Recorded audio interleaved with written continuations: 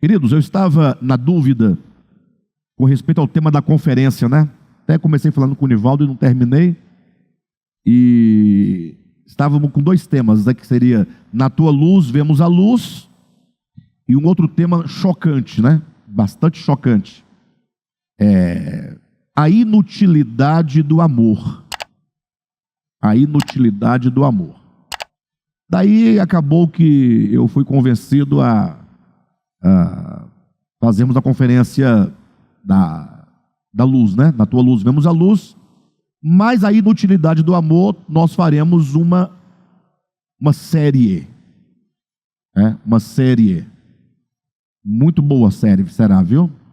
Mas enquanto não chega essa série, não se esqueçam que todos os domingos estamos aqui na série Na Mesa da Comunhão. Próximo domingo, reunião do Partido do Pão, às 20 horas. Vamos seguir. Jesus. Domingo, às 9 horas da manhã. 9 horas. Desculpe meu erro aí. Tá bom? E vamos seguindo então adiante, né?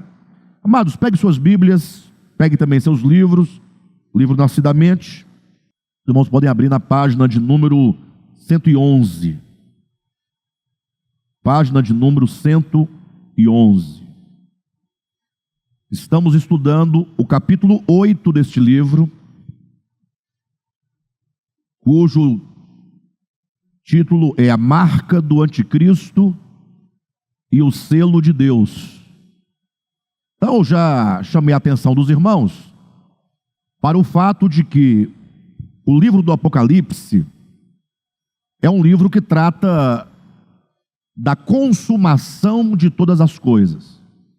Então, se nós olharmos, por exemplo, a Escritura como uma revelação progressiva, você vai encontrar, por exemplo, em Gênesis, metaforicamente falando, como que as sementes das verdades bíblicas. Então, o livro de Gênesis possui muitas verdades ali enquanto sementes. Sementes essas que vão, no decorrer da própria Escritura, vão se desenvolvendo, crescendo, até chegar no Apocalipse, em que nós temos no Apocalipse a consumação daquilo que era semente. Então, um exemplo, você vai encontrar em Gênesis Babel, né? A Torre de Babel. Babel, uma cidade, e ali em Babel começa uma rebelião contra Deus. Então nós temos ali esse tema de Babel, símbolo da rebelião do homem contra o Altíssimo, e essas é como a semente que vai se desenvolvendo. Quando nós chegamos nos profetas, Daniel, né? Ezequiel, Jeremias, Babel se torna Babilônia. A cidade, Babel, se desenvolve e se torna o Império Babilônico, que é também ali apontado como grande inimigo de Deus, que se opõe a Deus, se opõe a Jerusalém, ao povo de Deus, ao templo de Deus, à vontade de Deus, aos utensílios sagrados. E aí, continuando essa Babel que se transformou no Império Babilônico, no Apocalipse é a Grande Babilônia. Então, o que é a Grande Babilônia? Ora, era Babel. Então, se você não entende o significado de Babel, que cresceu, ganhou força, se tornou Babilônia, Império Babilônico, e depois se torna a Grande Babilônia, se você não compreender esse processo, você vai ficar apenas pensando numa cidade. Mas o fato é que Babel, Babilônia e Grande Babilônia, fala da grande rebelião do homem, da humanidade contra o Altíssimo. Não é? Então o Apocalipse é um livro de consumação. Tudo que um dia teve início, em Apocalipse consuma, finaliza, alcança o seu ápice, alcança o seu amadurecimento. E por que eu estou dizendo isso? Ora, porque no Apocalipse nós vamos encontrar dois selos. Um chamado o selo da besta, a marca da besta, quando diz que os homens serão selados em suas frontes e na mão direita. Esse todo mundo sabe, né? A especulação em torno do anticristo é muito grande. Todo mundo sabe desse tal selo que seria o 666, né, sabem que a Bíblia fala sobre isso, embora não saiba o que significa isso. A maioria das pessoas estão aguardando aparecer um homem poderoso, que vai deter em suas mãos o poder político mundial, o poder religioso mundial, o poder econômico mundial, o poder bélico mundial. Ele vai ser o grande líder, né? Como quem assim pensa, entende que esse homem muito poderoso, ele vai dominar sobre todas as nações da terra. É como se hoje, por exemplo, o STF, a Câmara dos Deputados, né, o Congresso Nacional como um todo, as instituições, o governo, entregasse nas mãos de um homem o poder do Brasil. E assim fizessem todas as nações. Imagine só, mais de 200 e poucas nações no mundo, reconhecidas pela ONU, entregando na mão de um único homem o poder para ele controlar a economia, a política, né, os exércitos, a religião, tudo. E este homem, então, de acordo com essa interpretação, ele vai, portanto, impor o seu nome, a sua pessoa, exigindo do mundo e dos homens adoração a ele.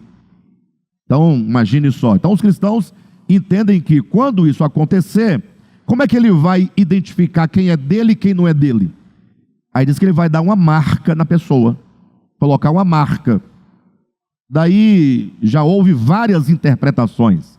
Já se pensou, por exemplo, num carimbo, na época que só tinha carimbo.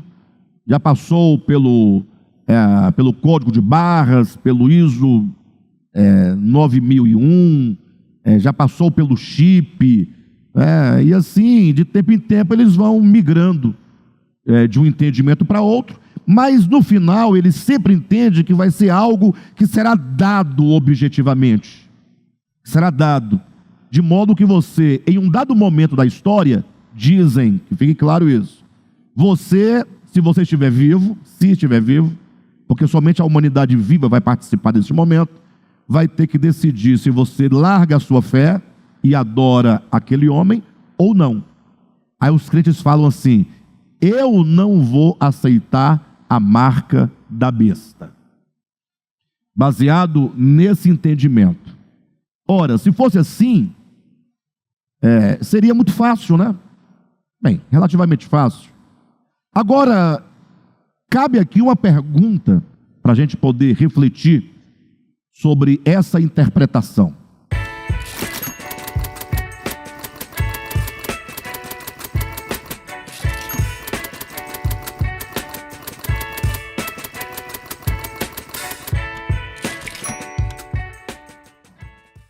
Digamos, vamos falar teoricamente, que essa interpretação esteja correta e que o anticristo vai ser um homem que vai aparecer e, para você ser identificado com ele, ele vai colocar um chip, um nanochip, né, sob a pele da sua testa. Um chip subcutâneo, né, aqui, onde estará o registro geral, a sua RG, vai estar o seu CPF, seu nome, sua filiação, sua nacionalidade, vai estar ali sua conta bancária, tudo vai estar reduzido naquele chip. Todas as informações a seu respeito estaria ali dentro.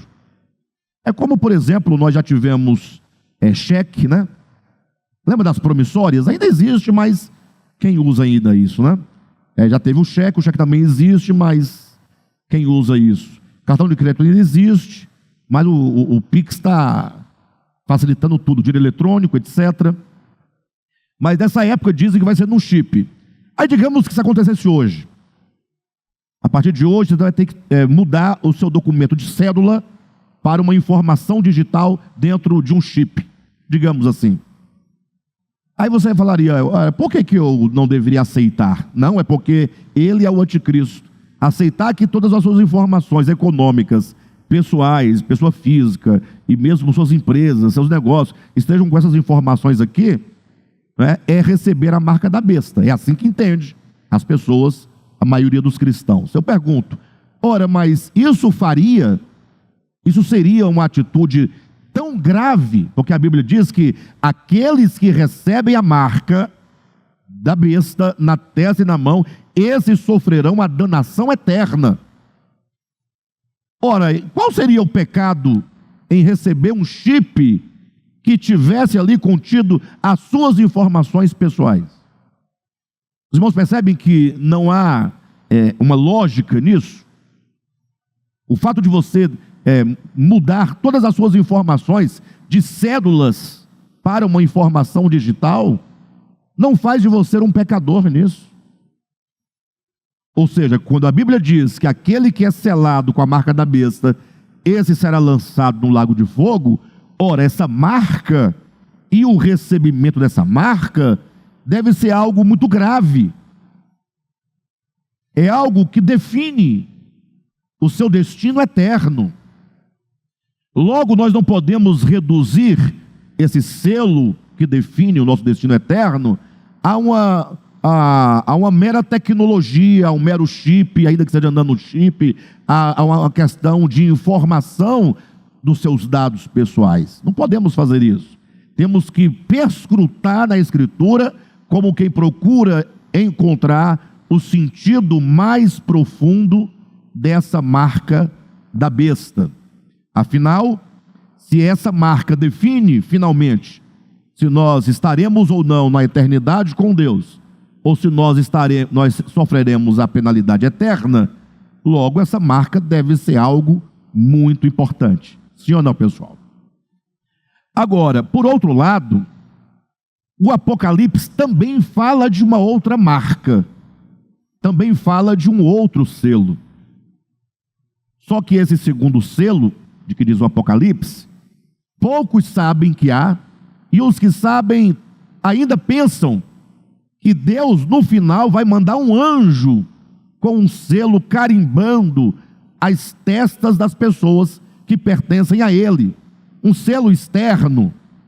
Ora, pensar no selo da besta como algo externo, algo que vem a mim, algo que eu receba com minhas mãos, algo que não passa pela minha constituição de alma, de inteligência, de razão, de mente, de vontade, de emoções, ou pensar no selo de Deus como algo também externo que vem a mim, e eu recebo externamente ao meu coração, à minha alma, ao meu espírito, é ignorar todo o ensinamento básico da Escritura. E qual que é o ensinamento básico da Escritura? Antigo Testamento e Novo Testamento. O Antigo Testamento trabalha com as categorias das coisas externas. A lei era escrita em tábuas de pedra. Os sacrifícios eram animais imolados no templo. O templo era um templo físico, lá em Jerusalém. Quando Deus queria falar ao homem, tinha que enviar um anjo para conversar verbalmente com o homem. Ou seja, todas as categorias do Antigo Testamento se referiam a coisas externas.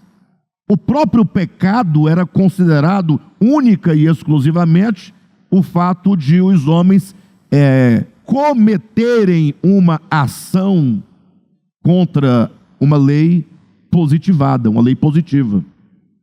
Quando você vai para o Novo Testamento, tudo muda.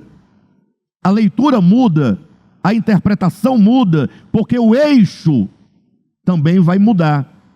O Novo Testamento não trabalha com as categorias das coisas externas. O Novo Testamento vai dizer assim, olha, o reino de Deus está dentro de vós. Ou seja, agora as categorias das coisas, das verdades, são internas ao homem, fazem parte da alma, do ser. Em outro lugar, Jesus vai dizer que aquilo que estando fora do homem e que entra no homem não pode contaminá-lo.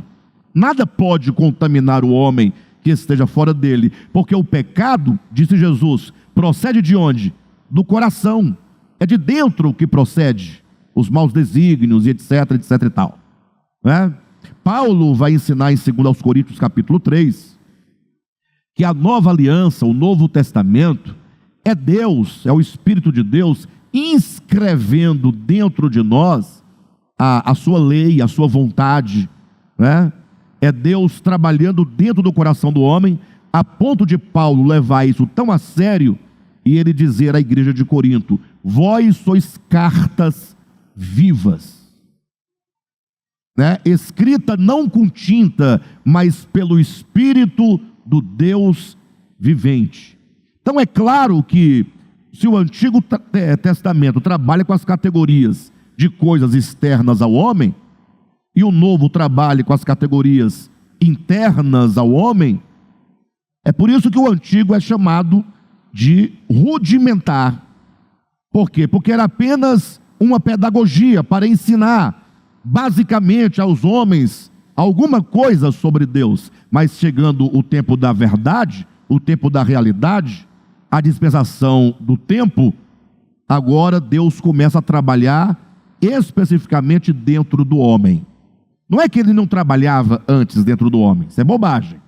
Deus só pode trabalhar mesmo dentro do homem.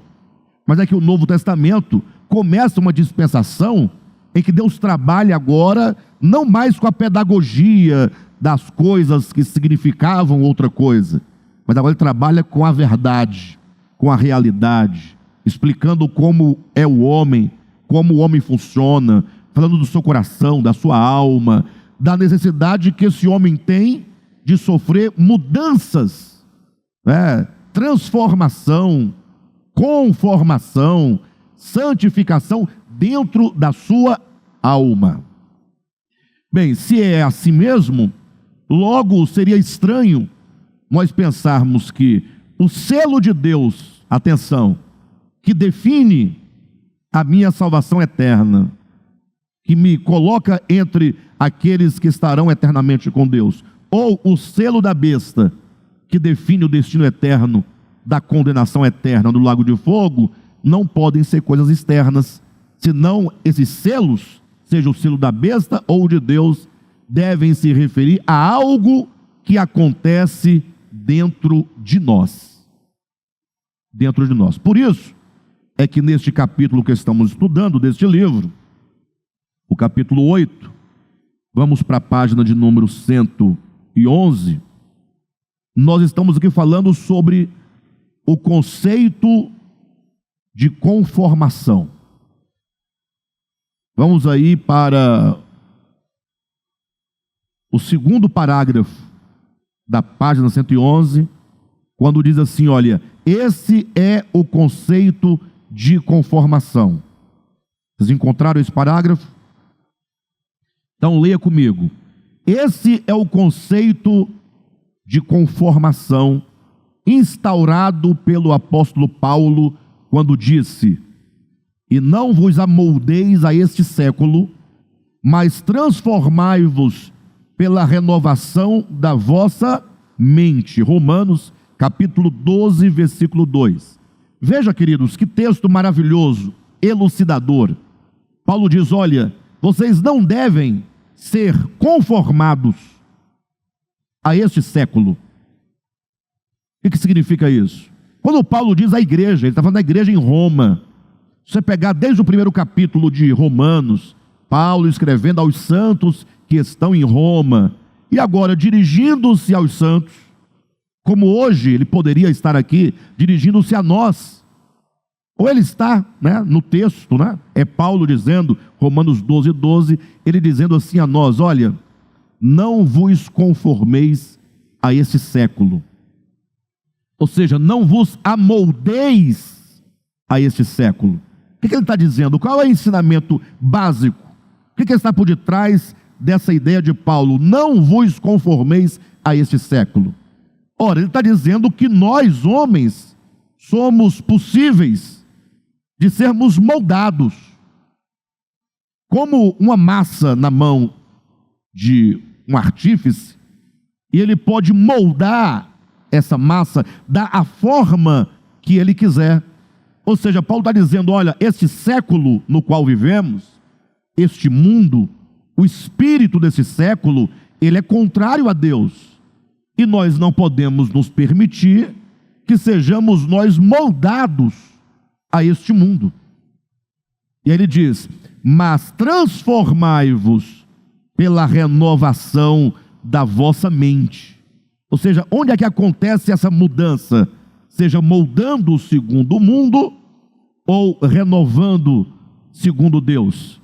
Se dá no entendimento, é na mente.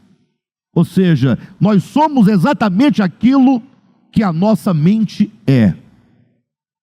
Se a sua mente é boa, se você tem os conceitos, as percepções, a interpretação, os significados, as ideias, se são luz em você, logo você é luz. Você andará na luz, na verdade, no bem. Agora, se as nossas mentes são moldadas segundo o mal, nós seremos pessoas más. É simples para vocês entenderem claramente. Basta você pegar uma pessoa que do ponto de vista moral é uma pessoa má. Não tem? No mundo? Pessoas que do ponto de vista moral são pessoas más, perversas. Você pegar uma outra pessoa que do ponto de vista moral é uma pessoa boa, caridosa, amável, né? Sensata, sensível. Qual que é a diferença entre essas duas pessoas? Ambas têm corpos físicos semelhantes. Sim ou não? Se você julgar pelos aspectos físicos, não há nenhuma diferença. Se bem que no passado um tal de Lombroso, um grande psiquiatra, ele chegou a definir as pessoas pela morfologia do seu corpo, né? Ele olhava pelo formato do rosto, o tamanho da cabeça, formato do nariz. Ele desenvolveu um estudo que definia o mal e o bom, o perverso, né? Bem, mas isso no tempo dele fez bastante sucesso, mas depois ficou só para ser estudado como algo que alguém percebeu dessa maneira, mas não tem nenhuma aplicação, né, no direito forense, porque isso estava dentro do direito forense, mas isso não se aplica. Mas o fato é que, olhando para duas pessoas, uma do ponto de vista moral, que é perversa, a outra do ponto de vista moral, sendo bondosa, caridosa, onde está a diferença? Está exatamente no entendimento, como cada uma concebe o mundo, como cada uma foi formada na sua maneira de entender, de perceber, de interpretar e, consequentemente, de se pôr no mundo. Então, Deus quer trabalhar dentro de nós, no nosso entendimento. Mas não é nessa mente aqui que trabalha ligada ao cérebro. É o entendimento do coração, da alma, das partes mais interiores do nosso ser. Paulo, em Romanos 12:2, está dizendo: o homem ele pode ser moldado segundo esse século, ou pode ser moldado segundo Deus. Ou seja, o homem pode sofrer transformação, ele vai sendo transformado na medida em que ele conhece e experimenta a boa, perfeita e agradável vontade de Deus, ou o homem vai sendo moldado segundo o espírito desse século, deste mundo. Logo, a grande verdade é que todos os homens, no eixo da história, estão sendo formados. Todos nós. Você está sendo formado, eu estou sendo formado. No final, nós vamos entender que sempre só houve mesmo dois homens. E que no final só haverá dois homens. Serão dois homens coletivos. Tanto é que a palavra humanidade dá a ideia do homem coletivo. Então, existe o velho homem e existe o novo homem. O velho homem está fadado à condenação eterna, ele não prevalecerá. Ao passo que o novo homem, este homem é o homem do céu, é o homem segundo Deus, né? Não somente criado à imagem de Deus, mas conformado à imagem do seu Filho primogênito. Então, se toda a humanidade está dividida entre dois segmentos, dois homens, nós encontramos no Apocalipse a consumação destes dois homens. O velho homem que vai ser chamado, identificado no Apocalipse como o homem da iniquidade, o filho da perdição, o anticristo, são aqueles homens que foram selados na sua mente, no seu coração, com o selo da besta. Tenham paciência que nós vamos explicar isso com detalhes neste capítulo. E o novo homem, que no final, né, é o corpo de Cristo, é chamado, é de Cristo inclusive, chamado de Cristo. Lógico, não é o Cristo, o Logos divino, mas é o Cristo coletivo, aqueles que se uniram a Cristo, formando uma unidade com Ele, é chamado então de o novo homem. Então, todos nós estamos sendo formados. Essa é a grande verdade, e é isso que nós temos que nos atentar. Tudo que nós, tudo que nós consumimos, do ponto de vista intelectual, espiritual, religioso, vai nos formando. Tudo que nós consumimos. Se você ouve uma boa palavra, uma palavra pura, uma palavra verdadeira, e você não ouve com desdém, mas você ouve com atenção, ouve com interesse, se você procura compreender a palavra de Deus e acolhe a palavra de Deus, essa palavra ela vai formando em nós, ela vai selando em nós esse novo homem, vai forjando em nós este novo homem. Então, entendido isso, vamos seguindo da nossa leitura, página de número 111. Novamente, esse é o conceito de conformação instaurado pelo apóstolo Paulo quando disse: e não vos amoldeis a este século, mas transformai-vos pela renovação da vossa mente. O ensino paulino afirma a natureza plástica da consciência humana, sujeita a mudanças e alomorfias, segundo o espírito deste mundo ou segundo os princípios do Evangelho. Então tem algumas palavras meio estranhas, né? Aqui primeiramente afirma a natureza plástica, né? Quer dizer a natureza que ela pode ser moldada. Não existe o artista plástico que trabalha moldando, né, a escultura, essas coisas. Então Paulo está falando da natureza plástica da consciência humana, sujeita a mudanças e alomorfias, ou seja, diversas formas que podem, na verdade, estar sendo mudadas pelo espírito deste mundo ou pelos princípios do Evangelho. Por isso, a exortação de Paulo acerca da necessidade de se desenvolver uma consciência pura, iluminada pelo Espírito Santo, a fim de que ela não se cauterize e, tornando-se insensível, chegue ao estágio irreversível da apostasia. Bem, eu não vou entrar agora no tema apostasia, porque eu fugiria completamente aqui, prometo voltar em outro momento, mas isso deve ser levado a sério. Preste atenção, queridos, preste atenção. Existe uma guerra, uma batalha teológica entre dois grupos de cristãos: aqueles que entendem a salvação como Armínio, aqueles que entendem a salvação como Calvino. E olha, eu quero ser honesto para vocês, com toda a franqueza do meu coração: quem está preso a esses sistemas de interpretação teológico, Calvino ou Armínio, estão longe, mas muito longe de entenderem efetivamente a salvação. Ora, o que pensa Armínio? Ele pensa que você, praticando coisas boas e corretas, você garante sua salvação. Mas se num dado momento em que você está fazendo as coisas boas, você parar de fazer as coisas boas, você perde a salvação. E o pior é que encontra textos bíblicos que afirmam isso. Não que os textos sejam errados, eles estão sendo mal compreendidos. Então imagine só que o Nivaldo passasse a vida dele toda fazendo coisas boas, fazendo coisas, né? Fazendo coisas boas, por quê? Ora, porque a Bíblia manda, porque o pastor manda, porque a religião manda, porque a família dele tradicional manda, não pode fazer diferente. Ele fica fazendo as coisas boas, corretas, né? Fazendo. Aí, num dado momento, ele para de fazer, ele se revolta, fala, agora eu sou livre, eu vou seguir a minha própria vontade. Ele para de fazer.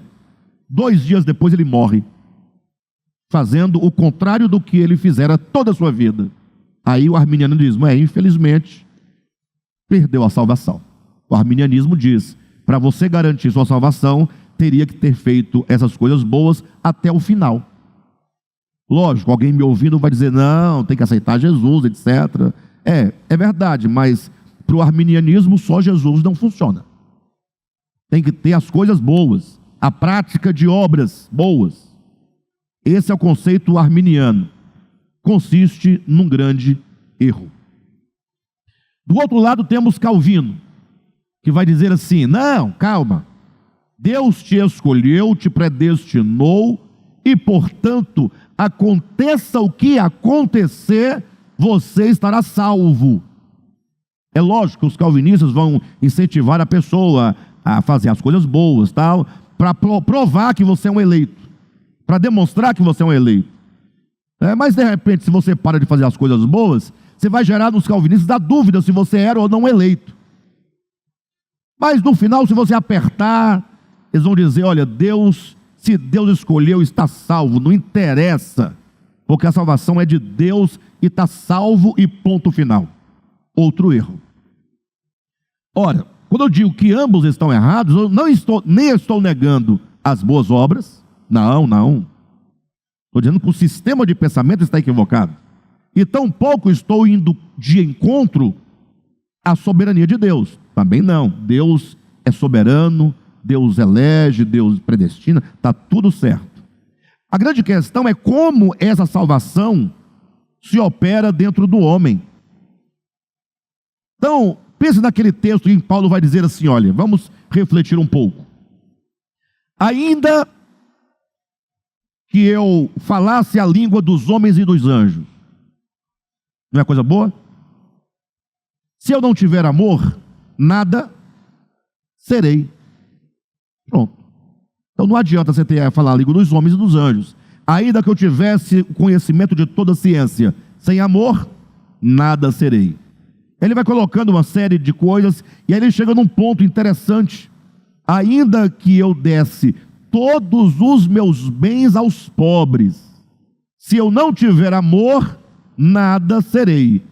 Eu pergunto, ora, então o dar os bens aos pobres não tem relação direta com o amor.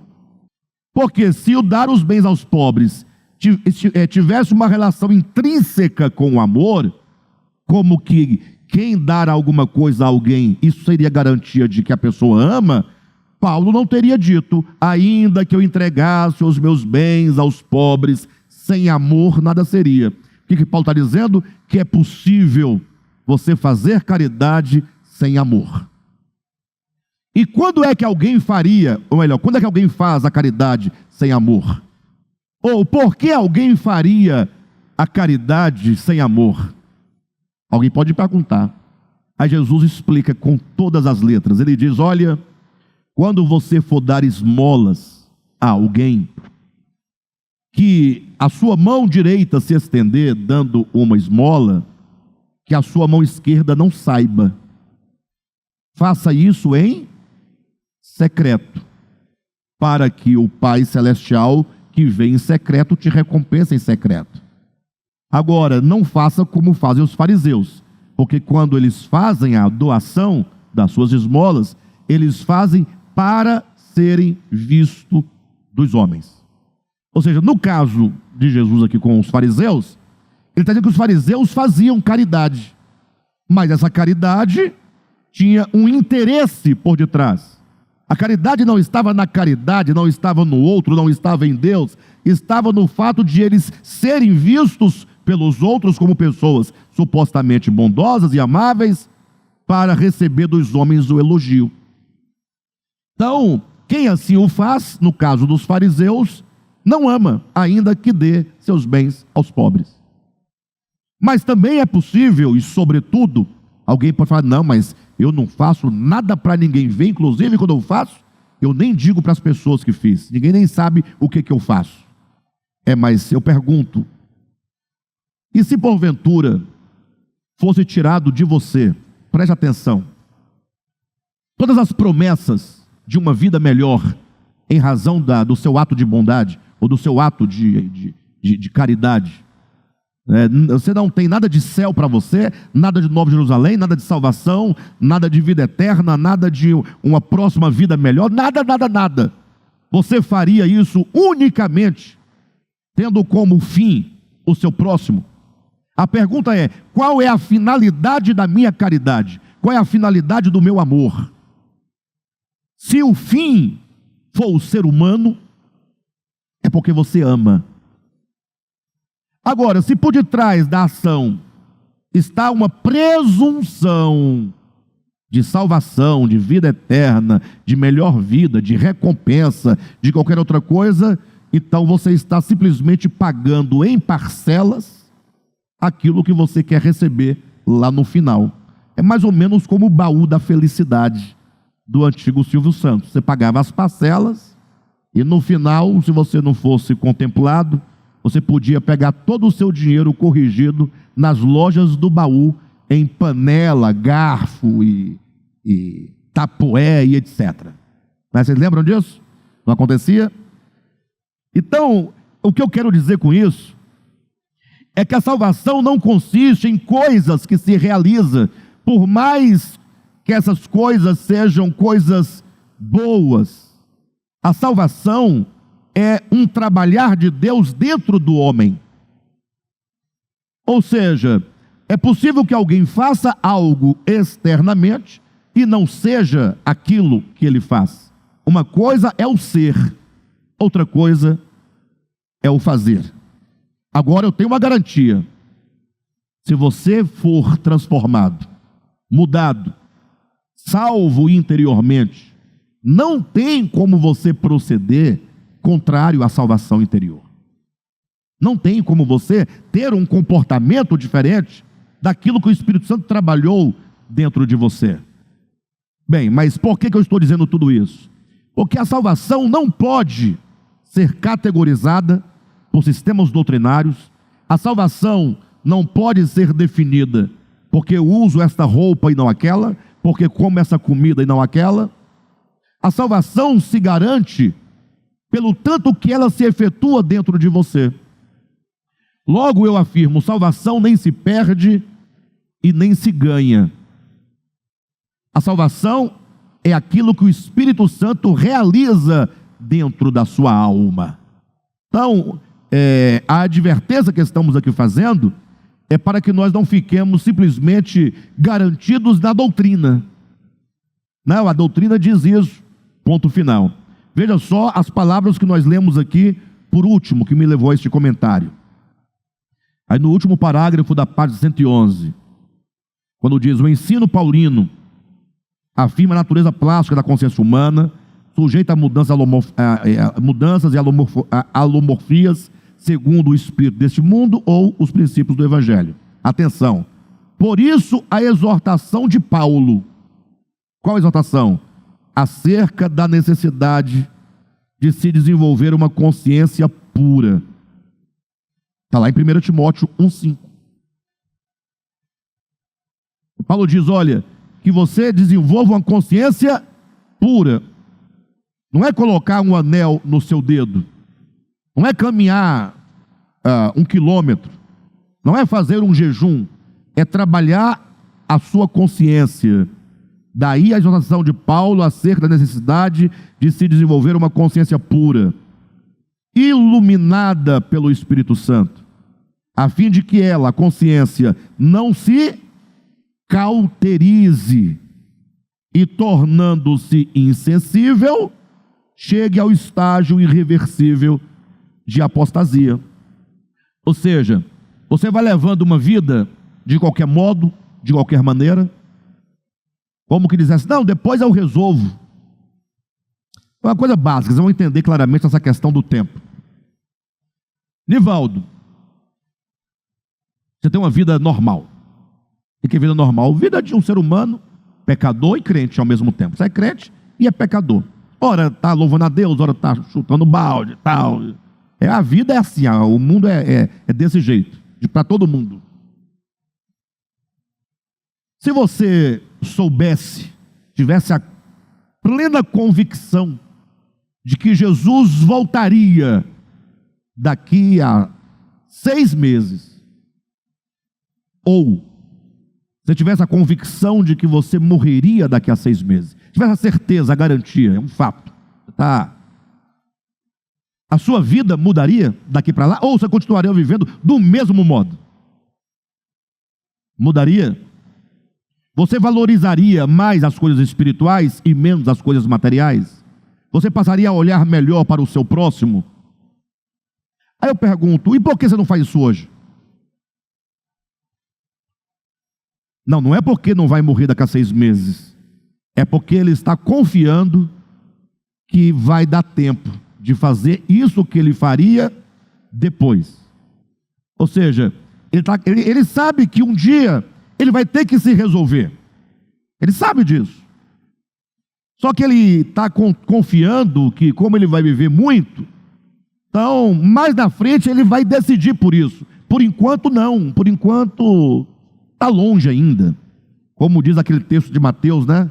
Os servos dirão, meu Senhor tarda em vir. Então, vamos comer e beber e fazer e acontecer. Ou seja, ele está levando uma vida boa, honesta, trabalhador, mas ele sabe, porque se ele diz que ele mudaria, o que ele deveria responder? Não, eu viveria do mesmo jeito, porque eu estou no caminho certo, está tudo bem. Se ele diz eu mudaria, ele quer dizer, não, eu sei que eu preciso buscar em primeiro lugar o reino de Deus. E continuar vivendo, ainda que fosse 200 anos. Mas ele está confiando que o tempo vai. Aí quando ele resolver, lá na frente, não, agora já estou velho, já está tudo bem, agora eu vou começar a buscar o reino de Deus. Aí a pergunta que a gente faz é, e esse pequeno tempo que você dedicou para essas coisas da transformação da alma, é suficiente para a sua alma, que viveu 50, 60 anos de um modo, ser transformada numa alma segundo Cristo? É a pergunta que se faz. A pergunta é, será que durante esse tempo todo, muito daquilo que nós fazemos e realizamos, praticamos e repetimos insistentemente, insistimos no erro, e o pior que quando eu falo erro, eu não estou dizendo de um erro que fica à vista de todos, porque tem alguns erros que todo mundo vê que é um erro, né?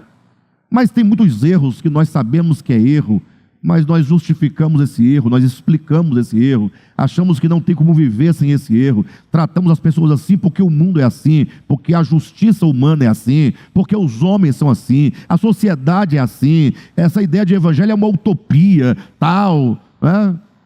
A grande questão é, quando você se der conta, você terá tempo dessa mudança? Ou, na medida que você vai fazendo, insistindo numa atitude, num procedimento, será que isso não está constituindo e formando uma consciência de tal modo que poderá chegar um tempo que será difícil ou impossível reverter esse processo? Por que a Bíblia fala de consciência cauterizada? O que é uma consciência cauterizada? É uma consciência que se tornou endurecida e insensível, incapaz de sentir. Já não sente mais. Aquilo que outrora você ainda tinha algum juízo de que não era tão bom assim, com o tempo você já não conseguirá mais perceber nada. Então, a grande questão do que estamos dizendo é, nós precisamos, a cada dia que nós vivemos, fazer uso das ferramentas da nossa consciência, do nosso juízo, da nossa inteligência, das palavras que nós ouvimos, da compreensão do Evangelho, fazer uso para sermos transformados a cada dia. Você não vai ser transformado de um dia para o outro.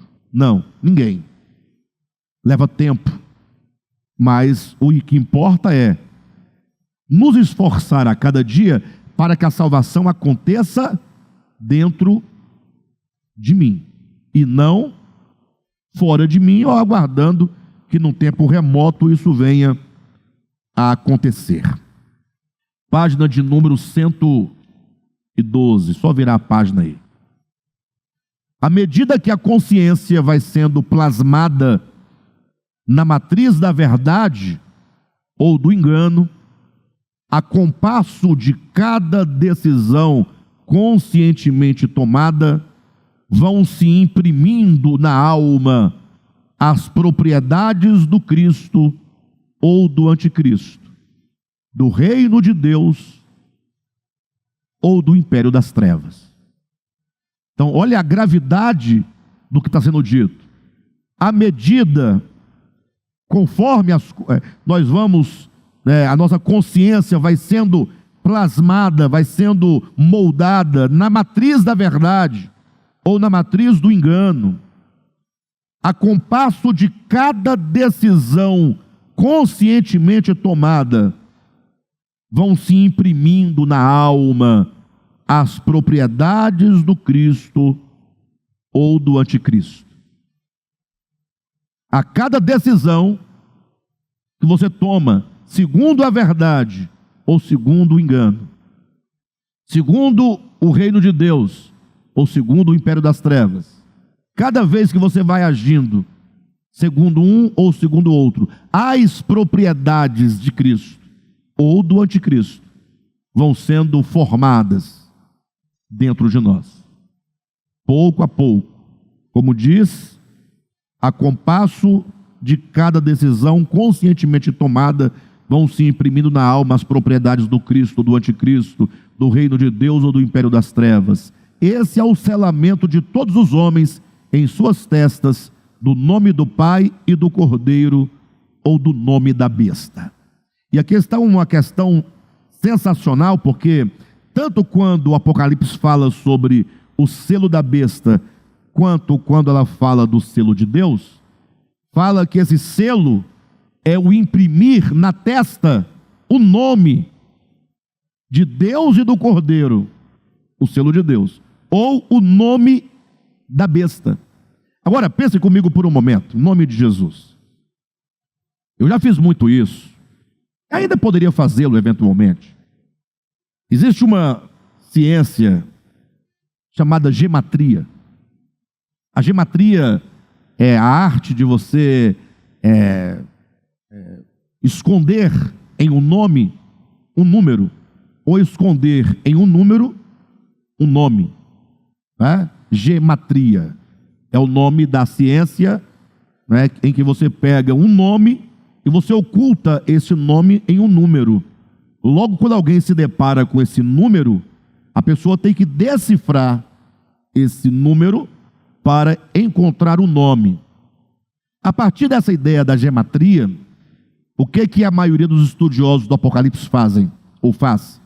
Eles falam, bem, se o selo da besta é o seu nome, a marca da besta é o nome da besta, então eles ficam, para eu saber quem é a besta, eu tenho um número, é 666. Aí eles pegam 666 e vai, por meio da gematria, saber qual é o nome que eu conheço da história em que traduzido eu chego ao 666. Daí já chegaram aos mais terríveis e absurdas conclusões. Então, os adventistas, por dizerem que a besta é o Papa, e como cada Papa tem um nome diferente, então não vai dar certo. Então eles querem dizer que a besta é o papado, não a pessoa do Papa. E o papado, portanto, tem um nome, dizem os adventistas. Na mitra dos papas vem a inscrição Vicarivis Filii Dei, vigário do Filho de Deus. Aí eles pegam o Vicarivis Filii Dei, e como é escrito em letras romanas, eles pegam cada letra com um valor de um algarismo romano, e no final soma quanto? 666. Está comprovado. Pronto, aí eles ficam acusando o Papa, ou o papado. Daí a Igreja Católica, vendo isso, falou, bem, Deixe-me ver, quem é a profetisa fundamental do Adventismo? É Ellen Gold White.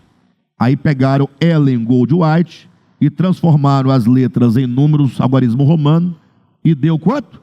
666.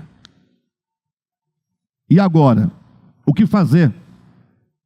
E aí já fizeram isso com um cartão Visa, com o nome Visa. Já pegaram o www da internet. E assim eles vão pegando Luís XV na história, né? Vários nomes. E a cada personagem que vai ascendendo na história, eles vão calculando o nome. Como se Deus estivesse brincando de esconde-esconde. Como se Deus quisesse ficar brincando. E eles não entendem e não discernem que quando a Bíblia fala sobre nome, não quer dizer nome, quer dizer ser. Por exemplo, aqui quando você tem um filho, começa a discussão. Qual vai ser o nome da criança? Aí um quer colocar um nome, outro nome, e você escolhe qual nome. Aquele nome que você julga interessante para o seu filho. Ou você quer homenagear o avô, a avó, uma mãe, o fulano. Aí você vai e coloca o nome do filho porque quer homenagear alguém ou porque acha o nome interessante. A minha mãe, ela teve 8 filhos, né? Só 4 sobreviveram. E ela escolheu bem os nomes, né, mãezinha? Fernando, Frank, Silvia e Alexandre. Muito bom. A minha mãezinha tinha essa expertise, né? Ela fala que tirou tudo das novelas que ela assistia.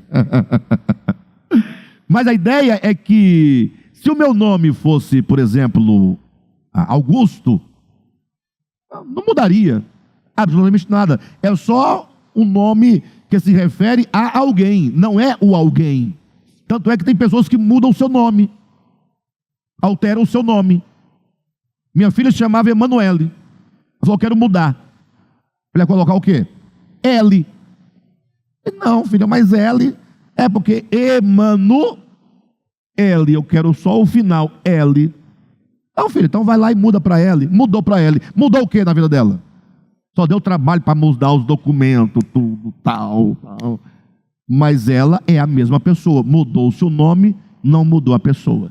Mas é porque a nossa cultura não tem a cultura de que o nome é um reflexo, né, verbal, né, do ser. Quando você lê a Bíblia, por exemplo, Deus dava, ou melhor, as pessoas davam o nome dos seus filhos segundo aquela circunstância na qual eles viviam ali. Então Jacó foi chamado de Jacó por uma questão do seu nascimento. Então não podia ser outro nome. Tinha que estar associado a alguma coisa muito forte que caracterizasse a natureza do indivíduo. Aquele que agarra o calcanhar, aquele que persegue, aquele que busca, aquele que está sempre roubando, aquele que está puxando para si alguma coisa.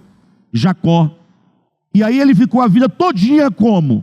Toda vez que você olha para Jacó, ele está jacozando.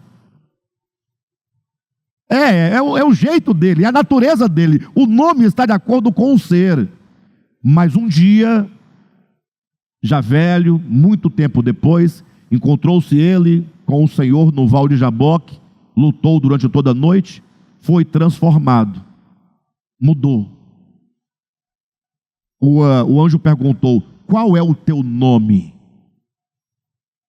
Ele diz, meu nome é Jacó. O que o anjo diz? Já não te chamarás Jacó, porque lutaste com Deus e prevaleceste. Ou seja, o que acontece? A Jacó foi transformado, logo ele não pode carregar o mesmo nome, porque o nome diz respeito ao ser. Tanto é verdade que o Apocalipse vai dizer que os vencedores na eternidade receberão um novo nome. Esse novo nome, ele reflete todo o acúmulo e o resultado de minhas experiências de salvação e de transformação. Então, quando diz a Escritura que o selo na testa é o imprimir o nome da besta, quer dizer o caráter da besta, os caracteres da besta, os atributos do anticristo, sendo forjado na consciência humana. E assim, com respeito ao selo de Deus, o selar de Deus é o selar do nome do Pai e do nome do Cordeiro. Logo, se o nome se refere ao ser, é o ser do Pai e o ser do Cordeiro sendo trabalhados na consciência humana. Salvação é só aquilo que se realiza dentro do homem. Alguém vai dizer: Alexandre, mas você vai negar que a obra de Cristo na cruz tem um efeito judicial? Eu diria: tem porque ele realizou nele, está tudo feito, está garantido nele, isso é judicial. Mas em você só é válido quando você exerce fé no crucificado. E essa fé, vai dizer Tiago, não é uma fé externa, não é uma fé de crença, não é uma fé de palavras, é uma fé orgânica que se move no seu espírito.